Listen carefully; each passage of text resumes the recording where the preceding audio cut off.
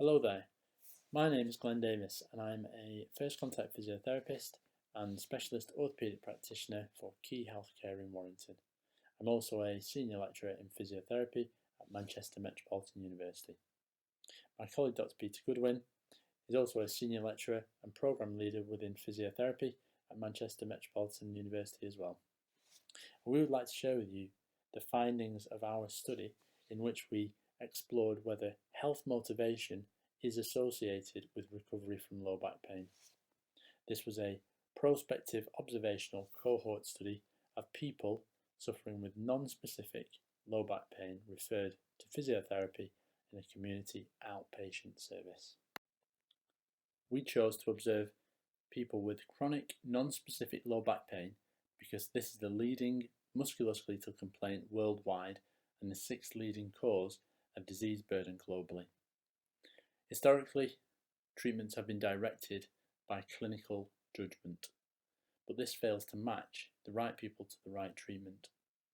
This drove the need for subgrouping or classifying people with low back pain, and risk stratification became the leading model, with the start back the primary tool of choice. Healthy Foundations was a lifestyle segmentation project and one of the key outcomes from the Department of Health's Ambitions for Health. It used a strategic framework for maximising the potential of social marketing and health-related behaviour in 2008. A model of health behaviour was developed exploring the factors that drive poor health behaviour. Using health segmentation, it was possible to determine what motivates people to change their unhealthy behaviours. Segmentation can be a powerful tool to help understand population subgroups and focus resources where they are needed the most.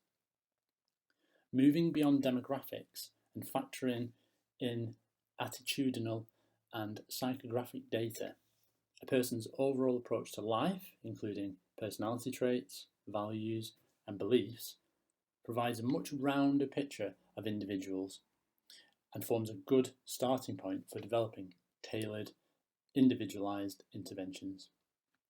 The full segmentation model captures the complex dynamics between an individual's personal motivation to live healthily, and this is the motivation segment on this model, and how these vary within the context of their social and material circumstances. And this would be represented by the environmental dimension of the segmentation. It allocates people into one of 5 health segments, including health-conscious realists, balanced compensators, hedonistic immortals, live for today, and unconfident fatalists. And the model on this slide gives you an overall picture of how these segments sit together within the overall health model. Our overall aim was to test previous modelling and proof of concept that health segmentation can be used to inform treatment approaches. Our specific objectives were in identifying the specific motivational segments apportioned to people with non-specific low back pain. We also wanted to map the 5 health segments against the 3 risk groups of the start back tool. We wanted to observe whether a person's level of deprivation influenced the care they received, and we also wanted to determine whether the mode of treatment delivery reflected the individual health segments. Data collection was completed at 3 community-based NHS physiotherapy facilities in Wigan and Leigh over a 5-month period during the COVID-19 pandemic. We recruited consecutive patients with non-specific low back pain who satisfied the inclusion and exclusion criteria with or without unilateral leg pain. These were either self-referred patients or referred by their GP. We asked all participants to complete the SBT, which is a 9-item questionnaire, and the HSQ, which is a 19-item questionnaire. Both of these were completed electronically online. For the statistical data analysis, we used a Pearson's chi-squared test for goodness of fit, and this covered objectives 1, 2 and 4, in which we identified and mapped the individual health segments of the HSQ against the risk groups of the Startback tool. This also helped us determine whether the mode of treatment delivery reflected the individual health segments. We then used the two-tailed Spearman's row correlation coefficient to observe whether the socioeconomic factors influenced the treatment that was received. The primary limitation in this study was the relatively low number of participants that we were able to recruit. Unfortunately, this was significantly affected by the COVID-19 pandemic due to emergency service redesign and staff redeployment. Despite this, we were able to achieve a relatively low dropout rate and a fairly even spread of motivational segments within our population. A significant relationship was observed between the 5 health segments and the 3 Startback categories. This radar chart shows how those motivation segments were identified and mapped against the individual risk groups. Multiple motivation segments do overlap with the Startback risk groups, but referring back to Figure 1 on slide 3, this may reflect the wide variety of traits for each individual motivational segment and the variation in environments in which they live. This indicates that a broader range of factors should really be considered in the future when subgrouping people with low back pain. A significant correlation was also observed between the 5 health segments and indices of multiple deprivation. This box and whisker plot reflects the segmentation model by identifying health-conscious realists occupying the least deprived areas, whilst unconfident fatalists occupy the most deprived areas. The balanced compensator and hedonistic immortal groups appear to deviate from this pattern, but this may be explained by the low numbers of participants recruited.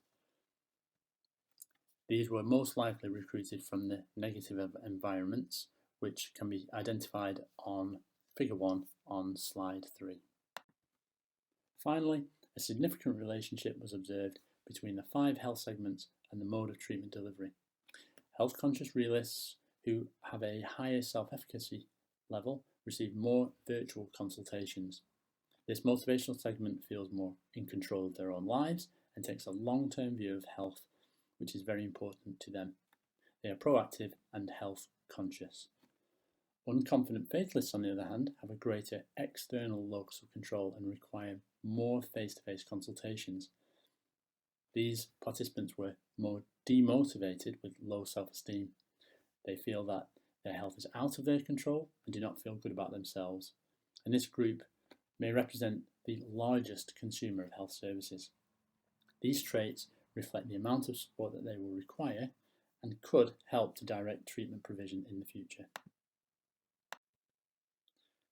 The numbers recruited in this study were significantly limited by the COVID-19 pandemic due to emergency service redesign and staff redeployment.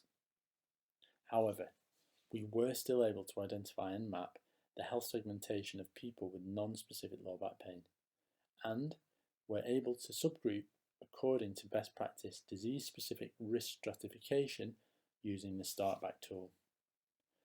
From our small sample in this proof of concept study, our findings of health segment and indices of multiple deprivation generally reflect that of the model, indicating that social determinants of health and people's motivation do influence the treatment that they receive, with the least privileged and those who are externally driven receiving substandard care.